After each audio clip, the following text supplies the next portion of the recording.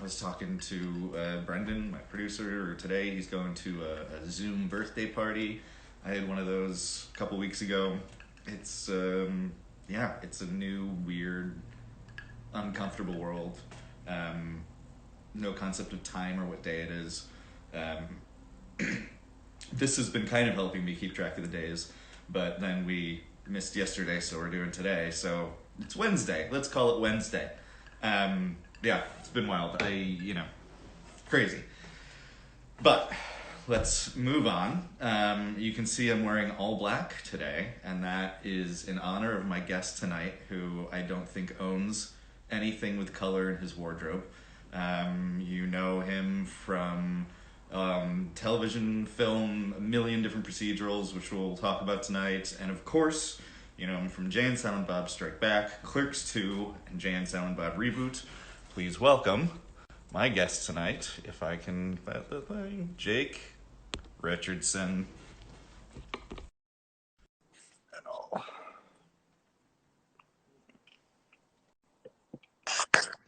Hey, What's up, buddy? how's it going, man? Not bad. To shock you, I'm not wearing black. It does actually. I literally that was my whole intro now is about how you don't have any color in your wardrobe, and then here we are. Here we are. You know where I got What's this happening? shirt? How are you? I'm doing all right. I got this at the karaoke bar in New Orleans. Oh, yep. Nice. I should Yeah. have grabbed one of my New Orleans tees. I don't think I've worn any of them. Yeah. So how you been? How are you surviving? What's going on? Surviving, man. Same. Yeah, just, trying to not lose it. Trying to set my camera up here. I guess I should have been a little more prepared. Yeah, same old, just hanging out, catching up on a lot of TV, housework, stuff it's been put off too long, so finally have a little time to do. Yeah. Yeah, trying to get exercise in when I can and whatnot, stay busy, but Good deal. Have you been able yeah. to get any skating done? No, that's one thing I've actually been thinking about a lot, but haven't got around to it. I've been wanting to just go mess around in front of the apartment and whatnot, go find an empty parking lot, which should be easy to do right now. Yeah, Mess for around sure. a little bit. So Yeah, you've been skating for like almost your whole life, right? yeah, basically. Shit, I mean, I've had a skateboard since I was probably like 8 years old, and I started like trying to skate and get good at it and learn stuff when I was probably like 12, 11, 12, that age. Yeah, and then just been doing it ever since. Started snowboarding around that age as well. So those are like my two main things. Nice. I bought like a toy skateboard at a Kmart like 2 years ago because Yes. I convinced myself I was gonna teach myself about how to use it, and then I was too embarrassed to like be bad on it outside in front of people, so I never actually got around to learning. I don't think I've ever even tried it once.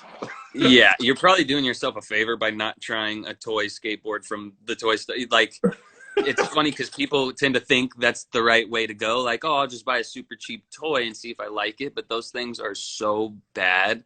Yeah, The quality of them, like, we like if I'm in a toy store, I'll mess around with one just for fun. But like all the parts, everything about it is all bad. That's it's the awful. you're. It's like I can't think of a good metaphor, but yeah, it's you're shooting yourself in the foot trying to learn on something like that. You need actually like a legit setup, and you can go to like any But skate shop it's and get like a legit one for like $100. well, that's the thing. And then the toy one was like $30. Exactly. Yeah. And it's Well, like, and you're kind of going, well, I've never done this before. I don't know what I'm doing. I don't want to spend $100 on something, and then it turns out like I don't like it, or I'm just incapable of doing it, or whatever the situation might be. absolutely. So you spend $30 on a little toy skateboard at Kmart. Yeah, and you get what you pay for. That's Yeah, the there you old go. saying. Right? But yeah. Next time you come out, man, we'll go. I'll get you on a real skateboard. We'll go mess around or something and Yeah, man, see what's up. that would be fun. Yeah. So you and I actually, our career-wise, had kind of a lot in common with each other. We both started acting as young children. Um, Mm-hmm. so for you, what was your experience like as like a child actor? Like, do you think that was it harder to like kind of get through school? Did you feel a lot of like added pressure, stuff like that? No, never added pressure at all. But getting through school in the early days was a little tough. Mhm. You know, and the elementary school and stuff when kids are real mean. Um, Mhm. because you know, I was real lucky and I got on a show when I was, I guess I was like, Jesus, I can't even. I think I was 9 when I booked the movie of the week, which was Fudgemania, and then it was like a Wonderful World of Disney, like Sunday night movie type thing, you know, based on a book. Um, and they liked it, so they turned it into a TV show. And so I was real blessed to do that. Mhm. But you know, we only did 2 seasons, but you know, going from doing that and then going back to school, especially like once the show came out, it you know, I mean, the show's called Fudge, you know, and Right. kids like to have their play with words and be real, you know, jerks about stuff. So like I got picked Of on a course. lot And and you're that shit how stuff. old at But this point? You're like 10 or 11? yeah, so once we started doing the show, I was like 11 and 12. Right. So yeah, like, you know, not during the hiatus or anything, but like in the full hiatus, like in between seasons, you know, I'd go back to school and stuff. And yeah, you know, I think I was like 4th grade, and like the 6th graders were like assholes, you know, and stuff like that. But you know, typical kid stuff. So yeah, you know, it was hard because I was trying to figure out, you know, like why. Like I thought it was like the coolest thing that I knew I was lucky to do, and I didn't know why everybody like was, you know, I mean, not everybody. There were some kids who were cool about it, but it was always that fine line, because then, you know, when people are excited about it and they're like, oh, that's so cool, you know, like you get a little Right. insecure about that. You And then just kind obviously of, when, because of your other experience, you feel like they're making fun of you. Like yeah, the moment you say thanks, man, it's all this. They're gonna turn around and be like, "I was fucking kidding you, dick," and then so like, right. yeah, Or like, oh, that fool thinks he's so cool. Like, no, right. I know I'm lucky. Like, I'm just trying to live out here. But yeah, anyway, I mean, you know, typical kid stuff. It wasn't that bad. That's what really kind of drove me towards like skateboarding and stuff so much, because it was something I could do by myself. It was something that I thought was the coolest fucking thing in the world, you know. Right. And you know, people that I thought were cool thought it was cool, you know, like the kids, you know. So like, I mean, I don't know. I was just drawn to it. Like I can remember working on this like Disney movie, and I had a Thrasher magazine in my trailer, and like learned about who the Misfits were, because the Thrasher magazine has like a section about music and stuff. Um, so yeah, like, you know, a lot of my personality comes from skateboarding, but yeah, a lot of that was like kind of retreating to that. Like all my skate friends, like I tried to never talk about it. You know, I tried to avoid it. You know, when they would bring it up to their friends, I'd like walk away and shit. You know, like Yeah. embarrassed and stuff. Which was rare. Just I got a mean, it got worse. question. Hmm? What's up? No, I was gonna say it got worse after Jay Silent Bob, because that was Oh something yeah. people had actually seen. You know. Right. But what were you gonna say? Somebody had a I was question. just gonna say we had a question from Vanessa, who asked when you're gonna be live. We're live right now. We're We're here. live. This is I'm live. alive. We're on the internet. You and Jack had a classmate who was in kindergarten cop. That's Uh, awesome. can I That's ask awesome. you Wait, was who Andrew his Reynolds daddy in was? kindergarten? Huh? Can I? I just need to ask who your classmate's daddy was and what did he do? Yeah. Who was your daddy and what did he do? Hey, the homie that just joined, Ari, can probably answer this. Is Reynolds in kindergarten cop or cop and a half? I can never remember which one that is. I always get those two mixed up. I auditioned for cop and a half when I was a little kid. Andrew Yeah. Reynolds is a professional skateboarder. My buddy, who's a skater, is on here, so that's why I was asking. But anyways, Yeah. yeah. So So I guess I'd ask. Chris asked what we're drinking. I've got some whiskey here. I got a little protein shake because I did a little workout beforehand. So nothing special. Nothing as nice as Nick's Nothing, got. nothing good. Mm-hmm. So I guess two part. If you're when you're young, when you're kid acting, and for something like your career, and also what I had a lot in mind as well, kind of getting typecast into these like kind of troublemaker like almost kind of like frequency kind of roles. You know what I mean? Like, Yeah. is that something that Kindergarten. people like in school or like had projected onto you, or is that something that like your parents were uncomfortable with, or? Um, And for those of you I who don't don't think believe my me, we're going to go through his resume real quick, and you'll see that I'm 100% yeah, 1,000%. My if it ever made them uncomfortable, they were good about hiding it. Like my parents were nothing but right. supportive. So like, of course, the few times I've died and stuff, my mom's always that's hard to watch, and Right. but as far as like being the kid with the gun or the troublemaker or the druggie or the whatever, no, I mean it's just kind of like that's just kind of the way it goes in this business, I mean, it's hard to you start to feel like you're typecast and whatnot, but it's really also the whole your brand and like the characters you can play and Yeah. like hey, if I'm working, I'm happy. I've been super blessed to work with some amazing people on some amazing projects and stuff. So no, it's never been that side of it has never been an issue. Just Yeah. we know I'm lucky to be working.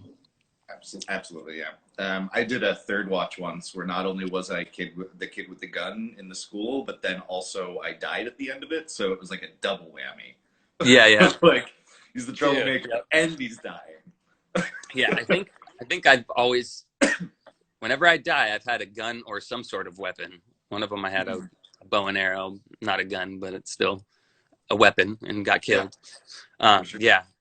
Yeah, it was always a lot of that, man. Yeah, it definitely seemed to, and there was, I mean, definitely a period in like my, earlier to mid 20s and stuff where I was like, dude, this is all I'm doing. I'm reading for the same role every time, Right. and luckily I'm getting a lot of them. But yeah, it started to be a lot, and kind of, I was getting older, so I was like, okay, I should be able to start to kind of branch out of this thing,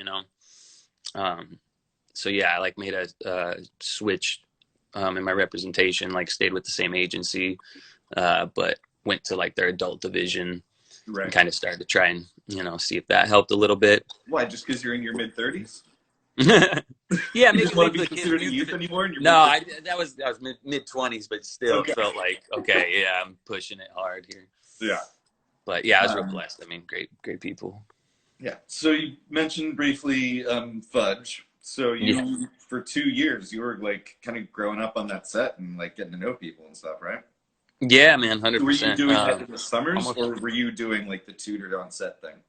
Tutored on set, which we barely ever really did. It was because you're required to do the 3 hours a day. I remember playing a lot of Carmen Sandiego during the schooling time. Okay. Where in the world is Carmen Sandiego? Yeah. But like, I mean, they were kind of breaking a lot of rules, but I didn't care. I would rather be working than yeah. So yeah, you're a kid. You're just going like, oh yeah, I don't want to study. This is great. yeah. So like 9 hours a day is what you're legally supposed to work. We were doing usually like 10 to 11. And they're always cool. Like, hey, Jake, are you cool to do some overtime? They go to my mom, and my mom would be like, whatever he wants to do. And I'd be like, dude, am I going to go home? Like, hitting that thing. Like, yeah, of course. No, let's go all night. Yeah, exactly. So, yeah, that was a lot of work for a long time, man. And yeah, the pilot, I guess, the movie of the week, with that included, it was almost like 3 years. Wow. And yeah, man, I learned how to like be a pro, work on a set. I mean, I was the lead, so like I said, we barely got the schooling done. I was actually doing a lot of work, a lot of acting. So it was one of the greatest experiences. I was so lucky, and working with the people I got to work with, like in the movie of the week, I always say I'm like kind of an honorary Brady because Jan Brady, Eve Plum played my mom, and Florence Henderson, who is Mom Brady, played my grandma in that same project. So really? So like I'm technically a Brady. This was like Brady Bunch: The Next Generation. Yeah. And that movie had already come out, and I was like, man, I wish I could be in that. I love the Brady Bunch. I always thought that was like the coolest thing, and they're great people. Florence, R.I.P. Man, she was the sweetest lady. Yeah. So you just mentioned, I know you talked about this a little bit earlier, but you did just mention so that was your show. You were the lead of that show. Yeah, basically. Like school, I know you talked about some of the, conflicts and stuff that was happening at school during that, but it's like, not only that, so like you're number one on the call sheet, you're, narrating every episode. you're nominated for a Young Artist Award, right? Yep. So like, Yeah. this is Yeah, like sir. it's a big thing for someone Oh, at that. absolutely, man. I mean, it was insane. I still like, the first time I ever went to New York City was to do Good Morning America for the announcement that the show was going to be going from the movie of the week to the show, Wow. So I'm, 10, show Right. up January 4th, I think it was, in New York. So like lights are still up, the city's still, snow on the ground. Like I fell in love with the place, and then we do Good Morning America, and then we do like a press thing at Planet Hollywood, and a press, I get to go to the Harley Davidson Cafe, which was a big deal for me and stuff. So like, yeah, man, it was a crazy experience doing all that, and then like working, and then for 2 seasons on it, and it was like from what I remember back in the day, them telling me it was like #1 in its time slot, which was like 7:30 Saturday morning or whatever. Right. It's crazy, but it Well, was doing well. It's a kids show, so that would Yeah, exactly. you don't want that. You don't want that on at like 8 o'clock at night on a Friday. That's Right. Yeah, no, it was in the right time slot. I think Bump in the Night was right before us. I always remember, and then like either before or after was this other show I liked. I liked all the show. I was a kid, so I was like, this is cool, man. Like, on this cool little block of shows. But yeah, long story short, we got canceled after the second season because Disney bought ABC, and it was an Amblin show, which was Spielberg's, and Spielberg had just started DreamWorks with somebody who had beef with us. Yeah, a lot of politics, and they wiped the slate and put on all Disney shows, basically, or whatever. So it was sad to see it go so quick because people, dug it. But and now it's like non-existent. I have people reach out on here sometimes, like, "Hey, how do I find him?" I'm like, "I just couldn't tell you, man. Hit up Amblin, I guess." Like, I wish it was available. When I was doing research today, I found a clip on YouTube that was literally it was like a woman holding her phone up to the TV. It was like an old, like big chunky TV. I think I've seen that actually. It almost looks like it's in a hospital or something. Yeah, a little bit. Yeah. Yeah, I've seen. I've looked it up on YouTube before because after people ask me like, "Is it anywhere?" and it's basically nowhere except for like that, and it's a tough watch, but yeah, it's crazy. Yeah, that's wild. So after Fudge, you do Honey, We Shrunk Ourselves. Yeah, not too long after. Yeah. How's that? Amazing, man. Come on. I mean, I loved, who didn't love the Honey Shrunk the Kids, and then, blew up the kid, man, but, whatever. But it was super amazing to be, involved, like brought into an awesome franchise that existed. It was like my first movie. And, we knew from the beginning that it was going to go straight to video because that was a big thing at the time. And that's where they made most of their money on those. And then that was the second or third one. That's the third. That was the last one. Yeah. Most of the original people aren't there except for Rick Moranis came back, and Rick Moranis, legend. So I knew I was like, stoked. Like if without him, who knows if I would have even done it, But like knowing that he was involved, and it was like, okay, even though it's straight to video, it's got the OG it's still canon. Yeah, exactly. And I mean, come on, I'm 12, 13 years old or whatever, and there's a giant Hot Wheels car and track and giant props everywhere. Like, it was the coolest thing in the world, man. Like, I remember doing wardrobe. They're like, oh, pick out some Adidas, because Adidas was like a sponsor of like all Disney movies at that time. So like, just got a free pair of Adidas, and like, oh man, it was so cool. It's me at all. That's like I love Adidas. I have like 5 pairs of Adidas sitting right over there. That would have been my fucking I think that was like my first fucking first pair of Adidas. I was hyped. That's awesome. But yeah, working with them, and Bug Hall, who great kid, so we had a lot of fun on the set. He was also in Little Rascals. We had some mutual friends. My dear friend Denny Barry was in Little Rascals with them. So like, and plus I used to see him at auditions all the time, so we kind of had known each other a little bit.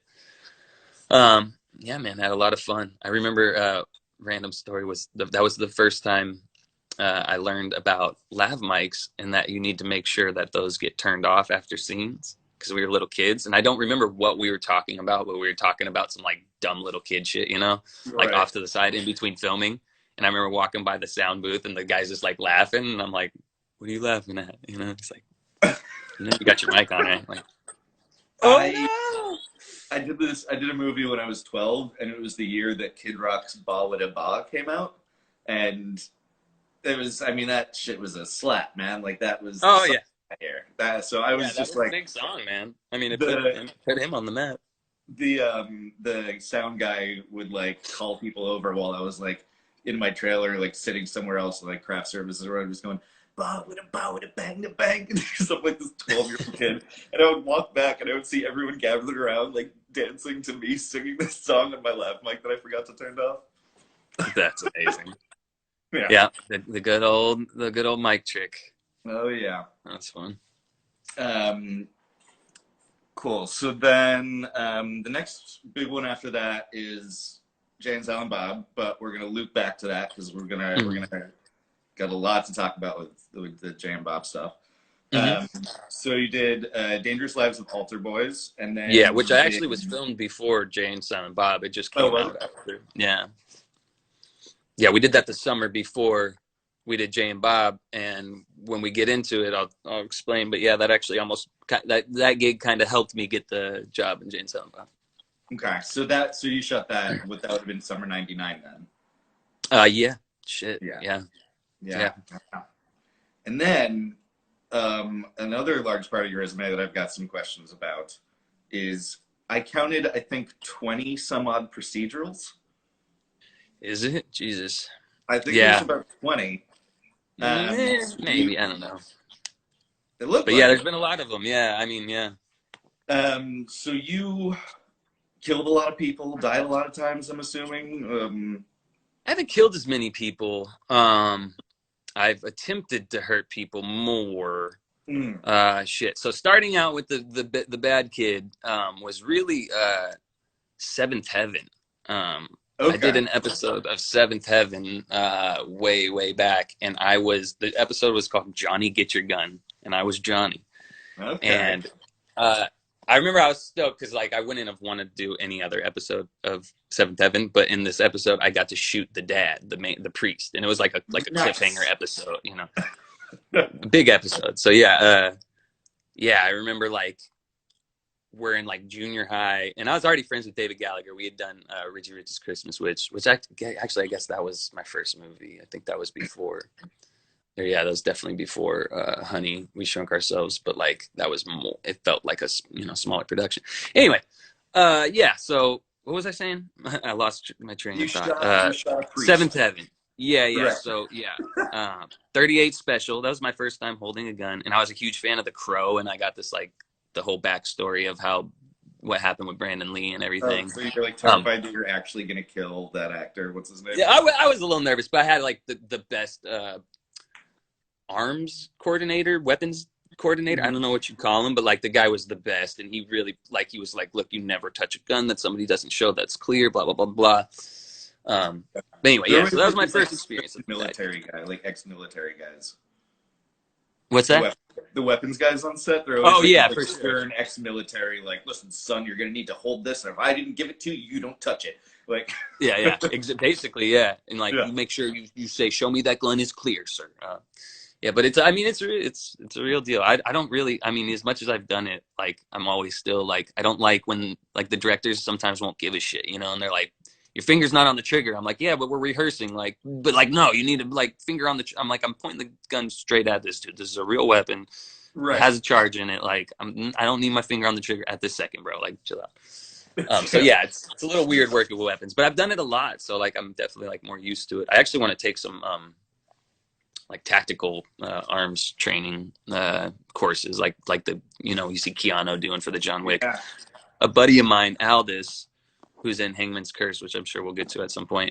He does a lot of that stuff because he's done like uh, uh, he was on that show Six. It was short lived, but it was really good with Walton Goggins. About SEAL Team Six guys and stuff. So anyway, I've seen his Instagram of him doing that. It looks like so much fun. I really want to check that out. So I have a question. Yeah. That I don't know if it's a question What so up, much Mark? as just something I need to point out. Is Yes, that you did an episode of CSI Crime Scene Investigation where Edmund, I you miss you too, played bro. Sorry. Crime Scene Investigation. Crime Scene Investigation, Yes. where you played a character named Sean Steubens. Sean Steubens. Yep. And then 1 year later, in CSI Cyber, you played a character named Ricky Skaggs. Yes. Yes. What gives, man? That was me. Dude, you don't know how many times Are they in my life I read separated for CSI. teams? Huh? What the- Yeah, You they're never worked completely for what? separate. It's just funny the way that works out. Like I like, you know, that show ran forever. So I've spent like a lot of my career auditioning for CSIs. And finally that was the one, you know? And it's so funny how I got that job too. I rode my motorcycle and I brought my helmet into the room, and the director started talking to me about motorcycles, and I swear I got the job off of that and not auditioning. Like, just because he was like, oh dude, motorcycle's sick, like this guy's like, because he liked motorcycles, we had a mutual friend and stuff. But yeah, anyway, yeah, it's funny, after I did that and then I did the CSI Cyber, and then they tried to call me in again for another episode of CSI, and I was like, you should let them know that I just did one like 3 months ago and I died, so I don't think. Yeah, so they canceled that audition. Name and was a different person. Yeah. Yeah. But, yeah, man. That was fun though. It was dope. It was actually so awesome to do the CSI Cyber because it was the pilot episode. So that was like kind of an unusual experience because not an unusual experience, but a lot of these shows, you know, that I've been on, they've been going for at least a season or two. You know, everybody knows everybody, and so you're kind of stepping into a well-oiled machine, and you kind of, you know, find your way. But you know, being that this was the pilot episode, like I almost felt like being a part of it until I died and knew I wasn't coming back. But like, you know, everybody was so cool. I got to work with Patricia Arquette, James Vanderbeek. Both of them were amazing people. I'd actually worked with Patricia Arquette on Medium way back, but we didn't have any scenes together, so it was cool to reconnect and get to do that with them. Talked to Vanderbeek a lot, who is a super good guy. I don't know if you've ever seen Rules of Attraction, but if nobody's ever seen it while you're bored and got time, it's a crazy movie that I used to love when I was a kid. So I got to talk to him about that, which was fun. But yeah, I don't know why they worked that way, but it did. I got CSI's back to back, and I don't even think CSI Cyber's going anymore. I think it was like one season and done. But what I started to say actually about the CSI Cyber is that was the first time I ever got squibbed. I've held a lot of guns on people, but I've never been shot. I've been stabbed. I've been diseased, blood, you know, everything but shot. And my brother, when I was a kid, my brother started doing special effects. And this will all tie back to the whole Jay and Silent Bob thing too, actually. But my brother used to do special effects, and his best friend since high school, who's basically like a big brother to me too, Frank, ended up being the special effects coordinator on the CSI Cyber. So like a dear family friend got to squib me for my first time. And like, it was just a cool experience. Like I'd have been stoked either way, but it was extra cool and I felt extra comfortable, you know? So like, yeah, that one was a lot of fun to do, even though it was like a quick bit at the beginning of the episode. It wasn't a ton of material, but it was a really fun experience. So I guess last thing. CSI is all done. Yeah. Sorry, comment section said CSI is done. Yep. Yeah, all done. They had an amazing run. Yeah. So are you aware that you are on a list on IMDb that is titled Sexy Men in Supernatural? No, that's not true. You are. Only you would find something like that. Wow, that's flattering. I think it's a mistake, but that's cool. Supernatural was really fun too. You were on Supernatural, so there you go. I was on Supernatural. I would agree to one of those two things.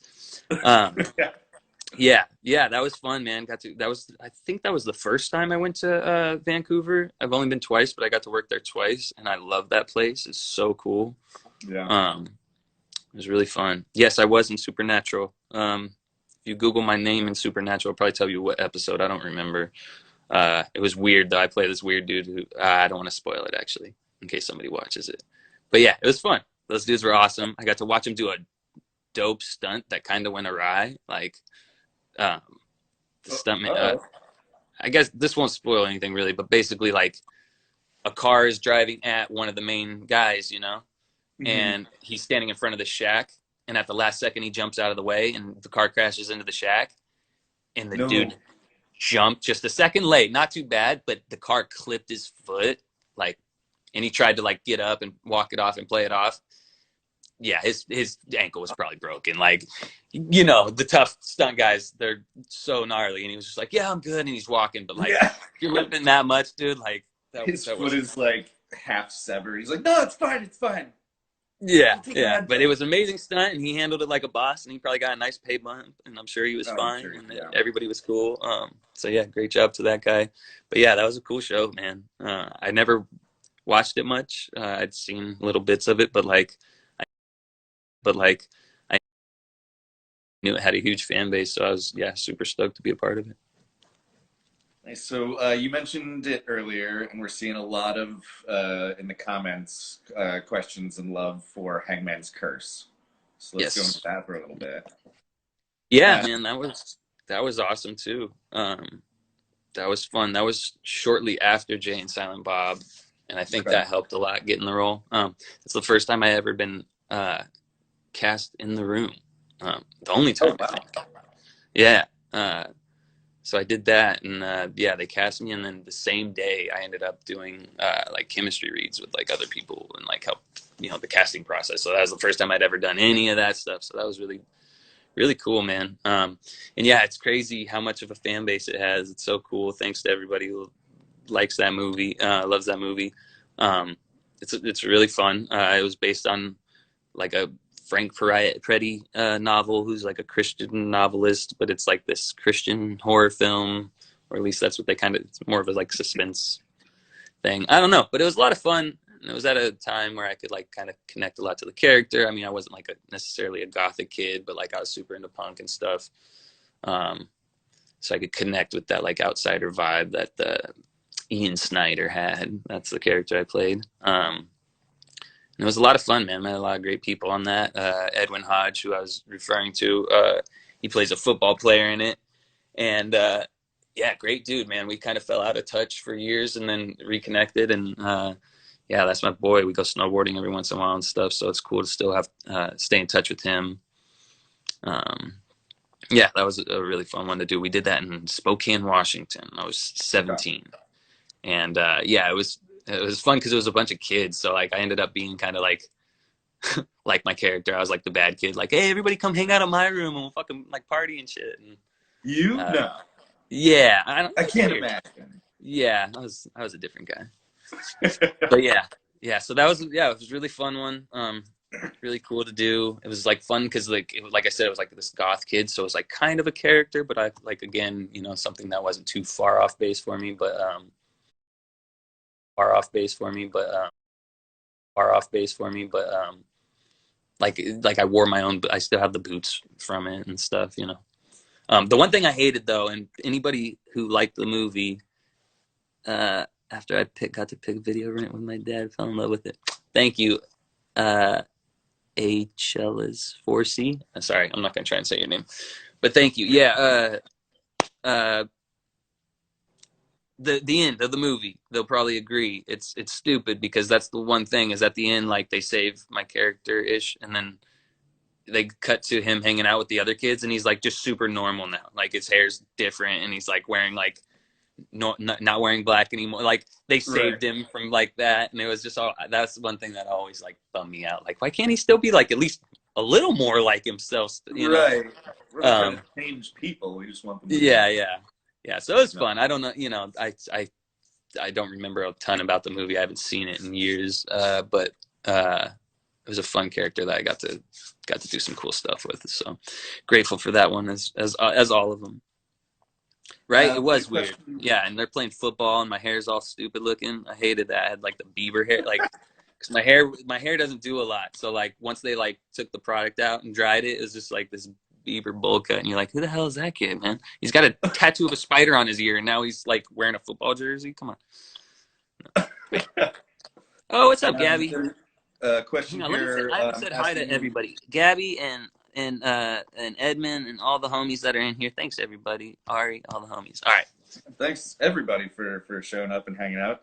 Yeah. There was a question that was asking me if I have a log on my elbow.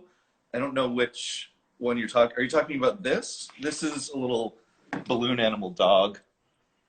Yes, and it's awesome. Was that Um, like your first tattoo? no, that was actually pretty Oh, you recent. That said was a was the Friday. Spider-Man your first tattoo? No, I have like a Your compass Spider-Man. rose. That was the Spider-Man I also got on Friday the 13th. I Oh, don't know right, if right. everyone has these, but in New York we have on Friday the 13th you get a $13 tattoo with a $7 tip, so it's a $20 bill and you walk out with a tattoo. And there's a Yeah, I think place, all tattoo shops are on that. yeah, there's a place down the street from my apartment that is a tattoo parlor and a bar, so you can go put your name on the list and go have a drink until they call you, and then go down and get your tattoo. So I've been going there for the past 4 or 5 Friday the 13th and getting Friday the 13th tattoos. My most recent Nice. one is Vader. Yeah, that So, um, how many at this point? I think I'm at crap, 12 or 13. I want to say maybe. I'm not sure. I think so. that's a lot. I lost track. Um, but yeah. So um, all right, so yeah, so let's go into it. We got what 20 minutes left, and there's a lot to go into on Sure. V was you, Jay and Silent Bob. 20 years ago, that's when we met doing Jay and Silent Bob Strike Back, that's Mm-hmm. crazy to say now. Seriously. I know the story, but for anyone who doesn't, why don't you tell the story of how you actually landed that gig? Because that's kind of a cool story. Yeah. Are you frozen? What's going on? Oh, okay. There we go. Yeah. So back to what I was saying about my brother doing special effects is so my brother started doing special effects with our neighbors. We used to live in a cul-de-sac and our neighbors did special effects. So my brother was 13 and he started helping them do hey, what's going on, everybody?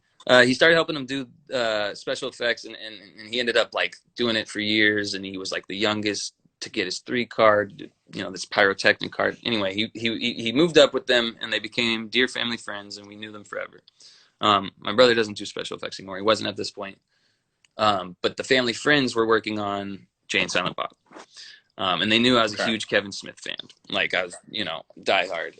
Had toys, comics, all the stuff. So they were like, oh, I'm sure my mom hit him up like, hey, Jake's a fan. And they were like, yeah, come to the set. So I got to go for a set visit. And I went to the set and showed up to the set, which was on the CBS Radford lot. And it was the Blunt Cave set. So I showed up on the day that they're filming in the Blunt Cave. And they're dressed as Blunt Man and Chronic. And I'm like fanboying out, just excited to be there. Long story short, Kevin, finally had some time to come over and chat. So we were talking for a few minutes, and Charlie Bellardinelli, who was the special effects, invited me. Anyway, I was there talking with Charlie and Kevin. Kevin got called away. And I thought that was like the end of the conversation, because he's dressed as Blunt Man. He's got to go be in a scene and direct it and sign off on stuff over here. But sure enough, that was when I realized what a mensch Kevin really is and what an amazing human he is. He's like, oh, I'll be back in like 5 minutes. Give me 1 second. And like I said, I thought that was the end of it. 5 minutes later, he comes back and he's like, oh, so you're saying you just got your driver's license? Like, stupid, like, what? How do you? Yeah. So we chatted longer, and then so going back to Dangerous Lives of Altar Boys, the stunt coordinator from Altar Boys was actually on Jay and Silent Bob also. So by this time he'd seen me, no way, he'd come over and join the conversation. So we're all kind of talking, me and Charlie and Gary Jensen, the stunt coordinator, and Kevin, or I was like, I could feel the conversation winding down. I was like, hey, I got to throw it out there. Obviously, I'm an actor. I'd kill to work with you. I'd work for you for free. If anything ever, thinking like maybe I'll get lucky in the next one. I knew this one was almost done. Like this was a week before we shot, which was the wrap.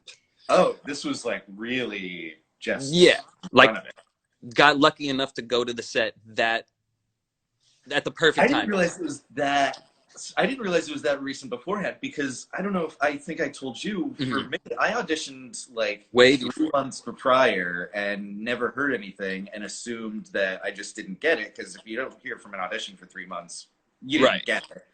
And then I finally got a call that said, "Hey, can you be in New Jersey tomorrow?" And I was like, shit, yes, of course. So cool, I'll be there. Right. So for you to a week before, not I feel like it probably from getting your story and what happened with me. I'm assuming like they put the characters on the back burner. Like, all right, we got a bunch of tapes. Like, we'll figure it out when time comes. You know. And then the week before they shot it, they were like, "Oh, well, all right. So this kid from set wants to be in it, and now look at some tapes." Right. Yeah. I guess I don't know, but yeah. So yeah, he was like, "Well, I don't think they'll let me work you for free, but you know, come in an audition." Christine Sheeks is the casting director, who was awesome. Gave me your number, which was weird. I've never like called to get an audition. Like, that's usually all handled or whatever. But yeah, called her up and went in for the audition on a Monday, the following Monday. And then Thursday, like, I didn't hear anything till Thursday, and I was freaking out thinking like I blew the audition. Like, I had it and I blew it. Right. And then sure enough, Thursday they hit me up and they're like, all right, we're going to fly you out to New Jersey like next week or this weekend. So maybe it was 2 weeks before, but all in all, it was really close. I remember it all happening super fast. And the next thing I know, I'm standing in front of the Quick Stop meeting you and meeting, you know, it was insane. That's awesome. Yeah. What's up, Nick? My buddy Nick's on. What's happening, man? How are you holding up? Good name. That's another Nick. Yes, Nick Evers. We did Cinema Verite together. Okay. Which we didn't talk about. But yeah, it was an HBO film. Okay. Great dude. So then Clerks 2 comes Feeling up, good, and brother. you abandon me for Ethan No, Suplee. no. I didn't. Dude. Not my fault. Oh, nice. Good you're working, brother. Yeah, I'm trying to figure something out right now, too. Yes, helping. Looking for the helpers, and that's Nick. Good man. Sorry, I'm getting distracted. No worries. What was we saying? I lost track. What were we saying? So in Clerks 2, when you abandoned Oh, me yeah. So they couldn't find Nick, everybody. How much does that suck? You would have seen Nick in Clerks 2 also with me instead of Ethan, but they could not find Nick because your name was spelled wrong in Jane Bob, right? So they couldn't track you down that way. Earlier in my career, I used that spelling for work because the F-E-H people can never pronounce. So people always say like Fehlinger and stuff like that. So I did F-E-L-L for work because it was easier to pronounce and people wouldn't get it wrong. But that then kind of screwed me because I had moved to Savannah, Georgia for school. And when I did that, the youth agent that I was with in New York, I guess, decided that, well, I'm 18 and I'm not living in New York anymore, so he's not my client anymore. So apparently when they called her, she just said, "Oh, he's not my client anymore," instead of saying, "Let me get in touch and we'll all make some free money." Right. Yeah, exactly. Which just feels like such a no-brainer to me. Because like she had my mom's number. She was a youth agent. It's not like she was just my agent and you know, I had a new phone number. Didn't care enough to try and make it work. Right. Which is insane. It's crazy. So so apparently they had reached out to you, but you know, like when they called me to come back, they're like, "Hey, do you keep in touch with Nick? Do you know that guy?" And I was like, "Dude, he lives in New York. No, I haven't talked to him since." And it was like 5 years later. And unfortunately, I was not able to help find him. Back, we shot 20 years ago, so this is what, 15 years ago. So like this, you know, we weren't like on Instagram. You know, we'd be able to like message each other. Right? Yeah, I've never been on Facebook, which sucks because that might have helped at that time. Like, I mean, it existed at that time, but I've never been on it. So yeah, I did not know what to do. And I showed up thinking like that you were gonna end up, you know, oh, I'm sure they'll find him, you know. But then they showed up and said it was Ethan, and of course I was super stoked to get to work with Ethan and meet him and stuff. Yeah. Big fan, of course, but you know, I was always like, oh, this is weird, you know. It's not like it didn't feel right, you know. I mean, it felt fine, but you know, I'm sure it was. Let's not. You don't have to go overboard. I'm sure it was still an amazing experience. Yeah. But it would have been nice because, like, you know, Ethan was, you know, like, he was super nice guy, great guy, but like, we didn't have, you know, a real connection. We didn't like bro down. So like, I kind of, spent a lot of my time standing off to the side, smoking cigarettes, you know, just like, I don't know. I was, you know, yeah. It would have been nice if you'd have been there. Yeah, That'd have been that would have been fun. But we did get to reunite in Jane Silent Bob Reboot. Yes. Yes. Which was amazing and awesome. Which and did you, I was going to. Amazon right now, by the way, everybody. Oh, yeah. Yeah. If you haven't seen Jane Silent Bob Reboot, you're tripping. Go watch it on Amazon Prime for free or pay for it on any of the platforms, I think. Yeah. But it's hilarious. If you like Jane Silent Bob at all, you'll love it.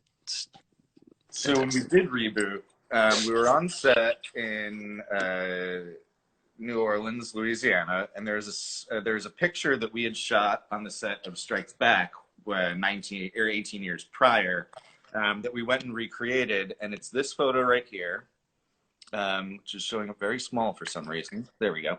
There it is. This photo right here. Sorry, my face is blocking yours. Look at you double down, dude. It's kind of trippy to see you on both sides. Yeah. This is my version of that new Mark Ruffalo movie where he plays himself. He plays himself. Yeah. This is the View Askew universe version of that movie where I play myself and you. Right. But so one thing that I'm going to say I'm kind of okay with your face being covered here is because all of the reactions, every single reaction to this photo when Kevin posted it was, oh my God, the guy on the right looks so hot, but what the hell happened to the guy on the left? No. There was a couple. You like to exaggerate how many. I was like searching for these, laughing hysterically when I found them, but they were few and far between. And everyone said, I didn't know John Cryer was in Reboot. Right. I heard a couple of the John Cryer ones. That's pretty funny. Hey, John Cryer's great. You're in good company. John Cryer is a very good actor. Yeah, he's talented. But I don't know if I want to be compared physically to him. Yeah. Yeah, but that was dope, man. I was so glad because my mom took that photo of us on the set way back when. And so she's had that photo forever. So I've seen it so much over the years that, like, when we were on set, I thought about it and I was like, dude, we got to do this. And luckily, like, Kevin was stoked on it, and so we found him in it. When you showed him the old photo, and you were like, "Can we recreate this?" And he was like, "Oh yeah, come here." Yeah. Like the photographer over, and it was like, yeah, that was really cool. Yeah, man, that was really cool. Yeah. And the best part is I got to reconnect with you, my boy. Yeah, and we got to party it up in New Orleans. Yes, we did. Awesome. Yeah, we did a little bit of partying in New Orleans. It was fun. It was not during Mardi Gras, but it was shortly thereafter. So there was still a lot of partying happening. Mm-hmm. And we had some downtime to kill. We had time waiting. Well, so we got there on the day that they asked us to show up, but they apparently had not written our scene yet.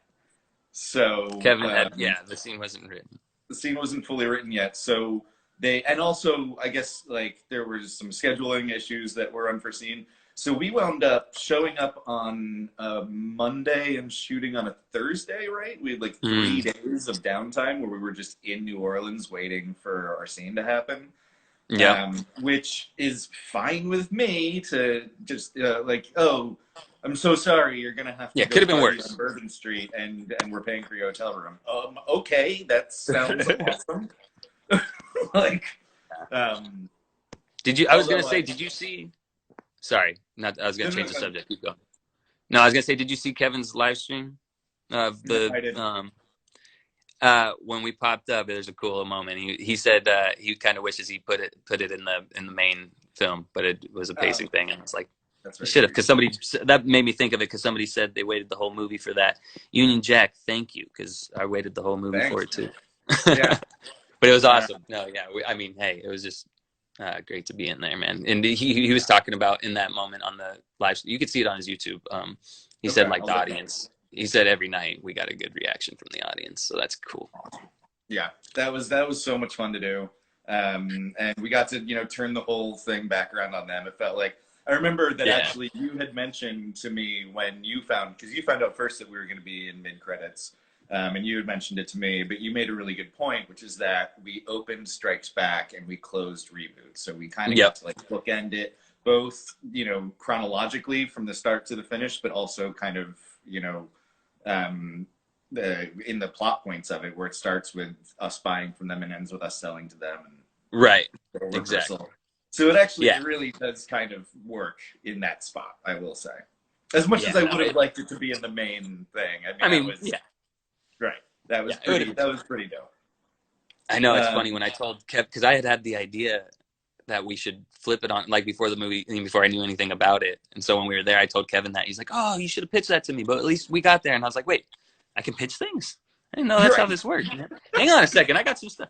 Wait, I've got. I think we should do a spin-off where we're the new Jay and Silent Bob, new drug dealers. Yeah, right.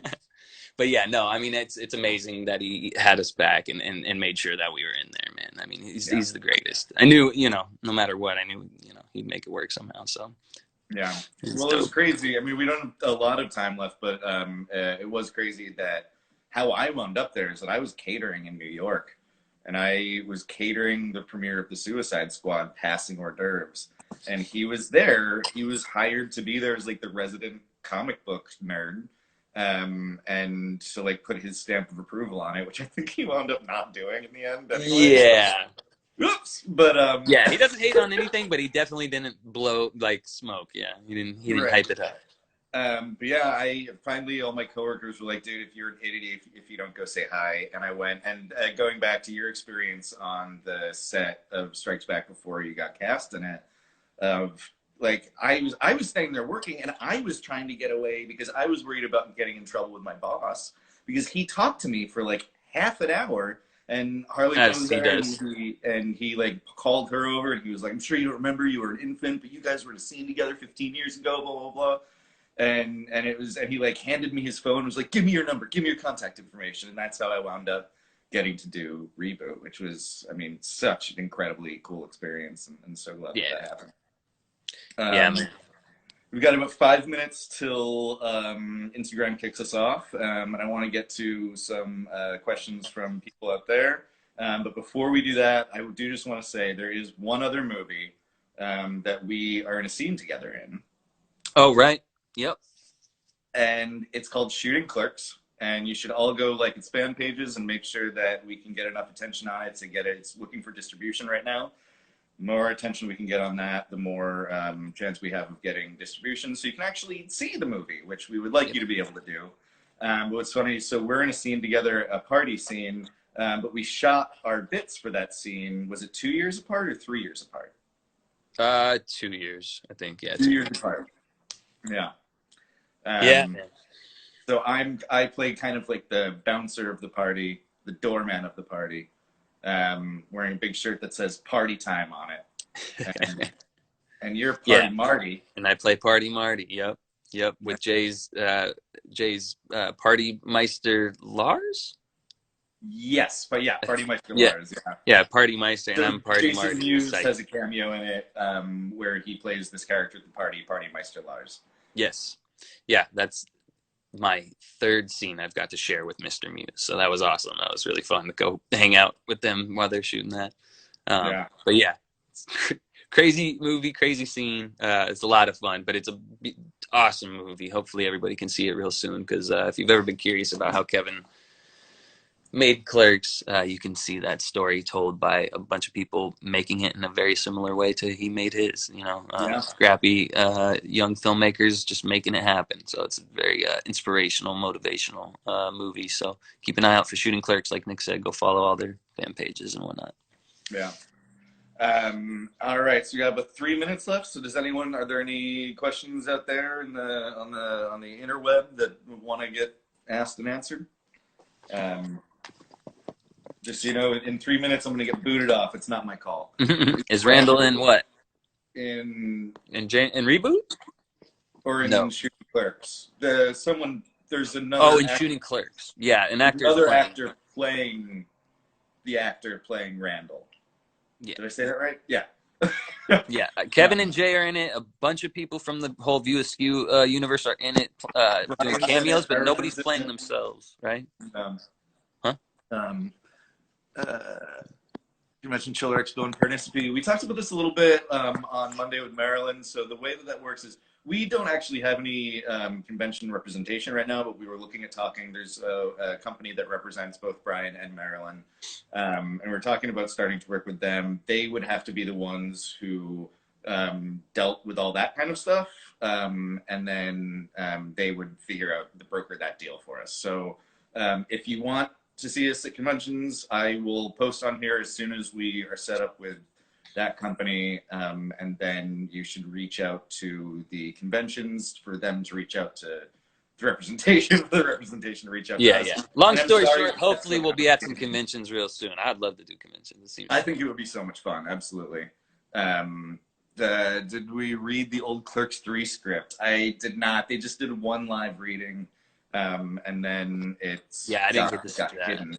And now there's a whole new Clerks 3 that's being written right now while Kevin's in quarantine. Coming back for Clerks 3? Yes, please. I would do anything for the man. So yeah, we would love that. That would be amazing. Yeah, that would be amazing. Hangman's Curse favorite scene? Gosh, like I said, I hadn't seen it forever. For me, probably the end, the hang scene. That was kind of a trip to do. It was cool. I've never really done that, so it was intense. It was fun. Yeah. All right. Well, we got about 30 seconds left, so I'm gonna start wrapping it up. But thank you, Jake, so much for showing up. This is awesome. Hey, thanks. Always thanks great for giving me something to do, buddy. Always fun talking to you. Yeah. Thanks everybody for watching. Haha, the football scene. Yeah, that's the one I was talking about. Trash. Yeah, the football scene was the worst part, but what you gonna do? Yeah. All right. Well, thank you so much, everyone, for tuning in. Thank you, Jake, for coming by. We're going to be back tomorrow, actually, because this one was supposed to be yesterday, with an awesome artist guy named Chris McDonald, who does a lot of... Oh, what happened to the drawings? Weren't you going to show me? Yeah, I'm going to show him tomorrow when he's on. Okay. All right. That's what you're talking about. Okay. Sweet. Yeah. I'm tuning in. Yeah.